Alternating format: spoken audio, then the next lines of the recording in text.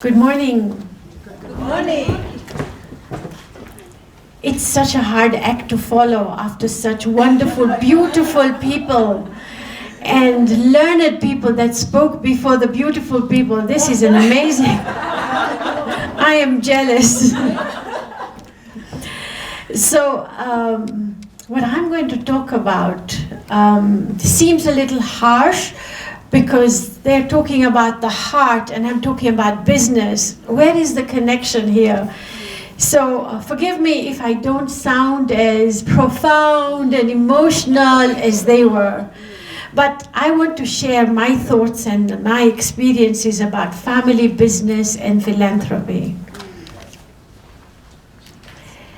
First of all, I'd like to be thanking the organizers and Sylvia for inviting me to share my thoughts on this subject.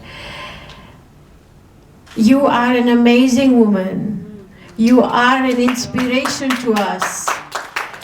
The strengths and the fights that you have fought in your life, people don't even fight it up to the age of 90. And you are really inspiring. So I have learned a lot this morning and through my interactions with you. So thank you for making me part of this initiative today. What I'm going to share with you are my family's experiences and the anecdotes that I have learned from the family in the business and doing good in the community. I'm sure that you all know that family businesses are the cornerstone of most national economies. It is widely accepted that these family businesses create jobs. They spur innovations, they drive superior returns. But success can only be achieved if some of the basic rules in these businesses are observed. The rules in family businesses are not as cut and dry as they are in public companies or in a formal business setting. Firstly, the family business must maintain good governance. They must identify and manage family and non-family talent. They must pursue a disciplined succession, and finally, and perhaps more importantly, preserve the family gravity. By family gravity, I mean the value systems within and out of the company. This may include the vision for the future, the involvement, the cohesion, the interactions, the relationships. The family governance, for example, should ideally be in accordance with policies that the family has set down and established. They've accepted the best practices to avoid conflict, to foster professionalism, and to attract even more superior talent, even if it is from outside. It is important for the family to define leadership roles and responsibilities for the business, for within the business and also for external operations. Can you imagine a mother telling their son what the rules and regulations are different at home and different at work? There's a lot of conflict in that, and yet within that conflict lies the strength. I really believe that defining these rules and principles would lead to long-term success. These principles are crucial to business to thrive and to leave a legacy for any initiative. So what should you do as a family business to remain viable and relevant? Firstly, like in any business, you would take stock, you would take survey of your company at regular intervals. You would check on status as where are we today and where would we be going? Where do we stand on each of the elements that I talked about earlier? Are we bold enough to take the steps to bolster the areas of our weaknesses? Are we bold enough to build on our existing strengths? Take stock and put yourself down as to where you belong and where you need to go.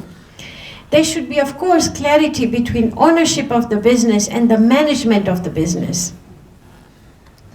It goes without saying that there should be support, there should be bonding, allowing others to bond for better understanding and progress. It is often said in our communities that businesses fail to thrive fail to last more than 3 generations, and very, very few survive beyond that, and even lesser thrive after the 3rd generation. And having lived a few decades of my life, I have seen and witnessed that the 3rd generation is the weakest somehow in family businesses. Why? Well, I would say that those businesses that thrive really thrive because they are strong on the 6 elements of family business, which are ingrained in their systems. The elements again are good governance, managing talent, pursuing disciplined succession, and preserving the family gravity. And for me and my family, that family gravity is probably the most important. To expand on family gravity, the leaders should have value, they should have vision, they should have the right amount of involvement. They should ensure that there is constant effort made for all to have interactions, to be cohesive, and to bond, and to just make sure that bonding opportunities are availed to the family members in the business and the non-family members in the business. Yesterday, as I was changing pages on my iPad, I came across a tweet by Chris Kirubi. He was being interviewed by some reporter about his success and how he got to where he is, and his reply was, casting a clear vision, promoting free thinking, trust and believe in people's potential, coaching and membership, and leading by example. And you know what? Although I don't really know Mr. Kirubi except for what I read about him in the press, I agree with all of them as far as a family business is concerned.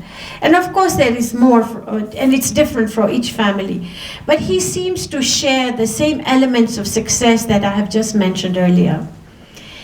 He talks from his experiences, and I'm talking from mine. And when you talk objectively, and you examine his elements of success and what I'm talking about, we actually agree, and we've never met. So there must be some truth in that. If you ask me why my family is successful, I would say we work really hard. But I'm not sure if we work as Mr. Muhammad prescribed. We work hard or we do hard work. But we're somewhere along those lines. It's perseverance, it's persistence. It's also adapting to new environments and being flexible and having good systems and structures in place. And family businesses are not always strong on those systems and structures because emotions are involved, relationships need to be managed. So you try to be flexible, but you have to run a business and you have to watch out for the bottom line. So I would really add something which really is a paradox of profit. I feel, and I'm not sure if Mr. Muhammad was here, if he would agree, the paradox of profit. The paradox of profit does not mean that you always need to focus on profits. By that I mean financial gains. My family and I believe that the real long-term rewards actually come from focusing on products, on services, and of course your customer. Ethical conduct, which is really what I feel passionately about. Ethical conduct enhances your business. It enhances your personal brand. It enhances your professional brand. Ethical conduct provides long-term resilience. Don't go in for the short run and the shortcut. Go in for the long haul. We strongly believe that we do not have to sacrifice ethics to be commercially successful. Also, we keep tending to remind ourselves that we do not have to prioritize business over family. In most families that are successful and that live beyond the 3 generations that I talked about, their value systems are stronger. Their family comes before that financial reward. And I've learned along the way that as you reach down to pick up somebody to help them up, you actually raise yourself. So when we're doing this in our business, when we're making those sacrifices that we say are sacrifices, I'm not sure if we're not benefiting along the way. I know that sometimes it is believed that paying attention to ethics is traditionally assumed to collide with commercial objectives. Sometimes we have to deviate by being flexible to the agreed policies. This happens continuously in a family business.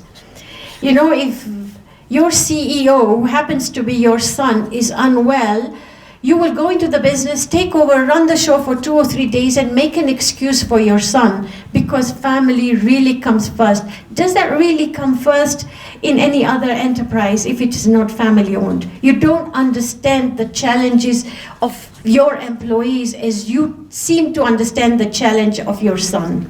So we need to examine ourselves, what Dr. Patricia talked about earlier and also Mr. Mohammed. Everything in a family business is not a transaction. It carries a lot of adaptability and flexibility dimensions.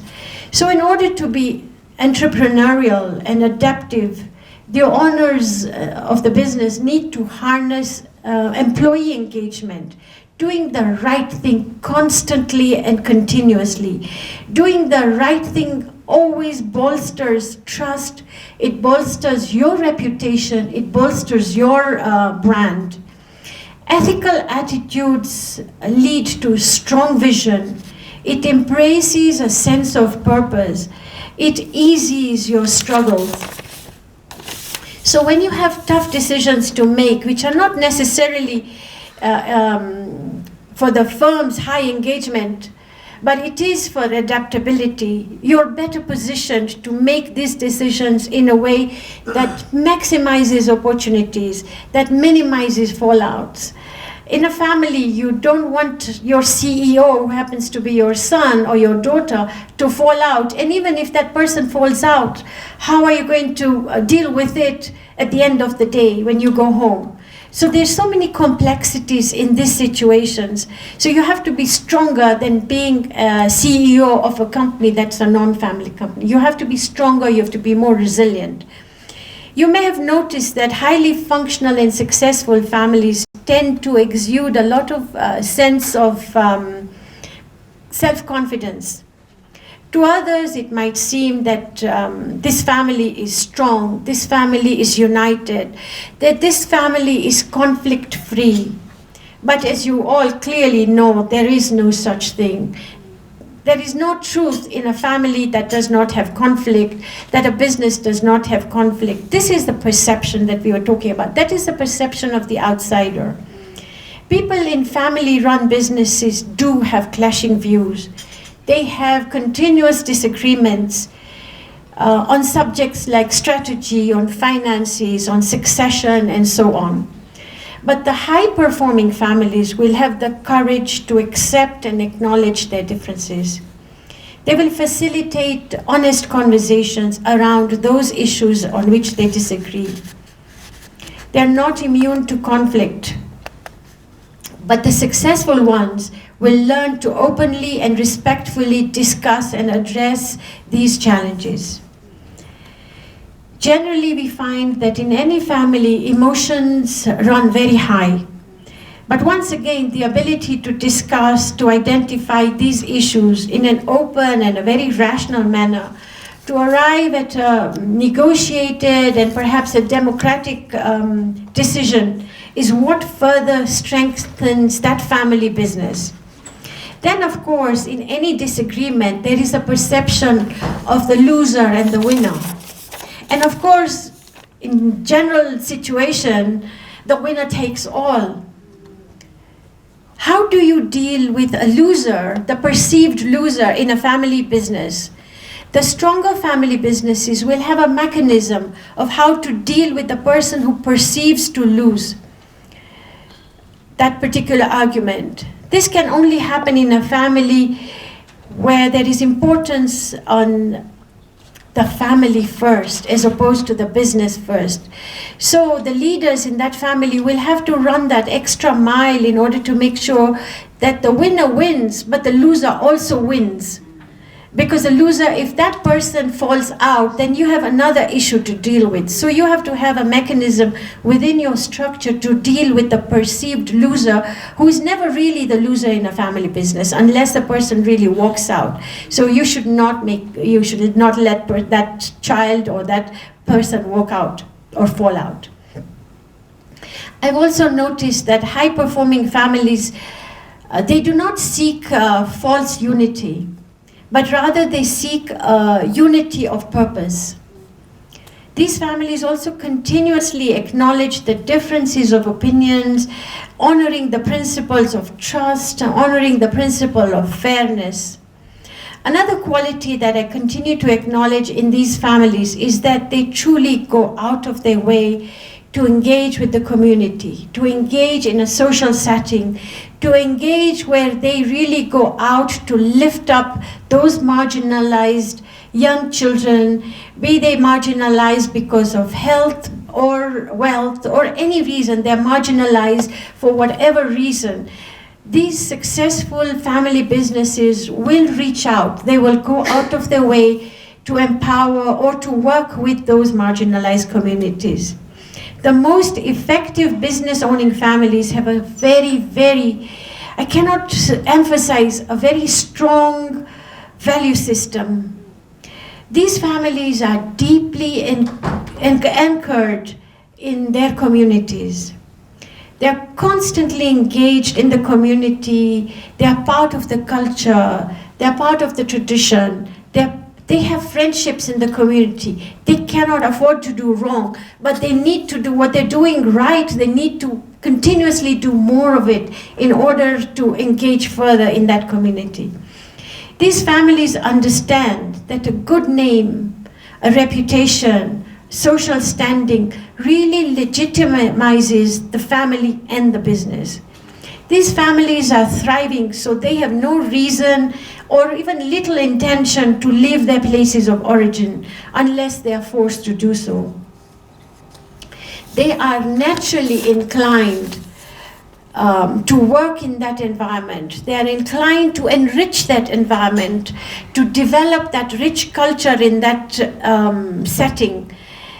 And if they do it right, this will go on for their generation. So if you look at it, even from the selfish perspective, the patriarch of the family is thinking so far ahead that the third generation will survive. So he invests that social investment in the community. You will see a name on a building or you'll see a name on a school. That is an investment the patriarch or the matriarch makes so that their children take pride and they value that value system that the parents or the leaders of that family are trying to ingrain within that business, but also within the family. Most of these families will have a sense of belonging in that community, will engage in all sorts of charitable activities. They also realize that the entire community, if the community is thriving, then their own business will thrive even more. So it is a long-term investment. There are no shortcuts. The winner does not take all. Mostly you will find that these successful families will participate in enhancing the health system, be it the educational system. They will participate in economic and community aspect of the community, of that environment. They will work in areas of clean water and sanitation. They will be at the forefront to help in any disaster, be it natural or man-made. You will find the successful entrepreneurs in all those settings because they believe that if somebody is hurting in their community, it is their job, it is their role, it is their responsibility to empower that person, to bring them to the same platform or even higher than where they have been. More often than not, these charitable activities will be done anonymously. And if they're required, these families will maintain as low a profile as possible. They don't want to be seen handing out. They don't want to be seen doing good. They just want to make sure that the recipient of their charity or their funding is not making the recipient feel smaller. So if you give it silently, if you give your charity or your funding or your empowerment in a way that actually increases the integrity and the standing of the recipient, then you have won the day. And you will find that these families try to remain low profile, they try to do things silently. It's not because they've tucked the money away under the mattress, but it is for a higher reason. It is for the reason that they want to make the recipient feel bigger than they are. So when you find somebody giving silently, there are no secrets. The secret is, the bottom line is to make the recipient feel empowered. The central purpose of a focused family philanthropic fund is not to make life easier on the business so that, you know, you've invested in a school or a hospital and then you will be given those licenses easier or something. That is really not the bottom line. It might be the short win, but it is not the long-term win. It is to provide for the family itself a shared perspective, a sense of purpose and fulfillment, even for a selfish reason for the family.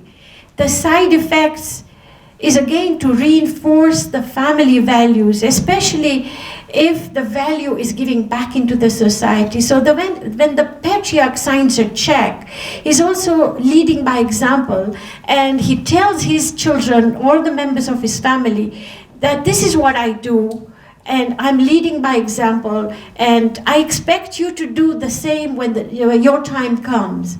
So giving back to society is done in an open way in the family, but anonymously when it's outside the family. So this is a win-win scenario. Everybody is a beneficiary here.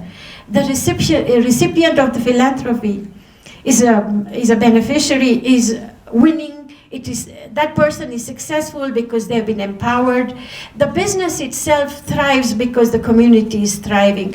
But mostly, from the family perspective, the younger members are inspired. The younger family members see the family working together. They learn from this. They get to choose to see the family's entire identity, not just the business alone. The younger family members get positive reinforcement. They feel more comfortable about joining the family business when the time is right. They also gain a lot of humility and respect for those they interact with, be they their customers, their employees, their elders, and even their competitors. So to conclude the sharing of my thoughts on this subject is that financial profit should certainly be a goal of any business, but more often than not, there are more priceless and precious values that we attach, that we gain from being part of a family business. Those values are much more than the financial gain, because financial gain is there for today. It's a short-term gain, but remember, you're instilling values in your family as you go along.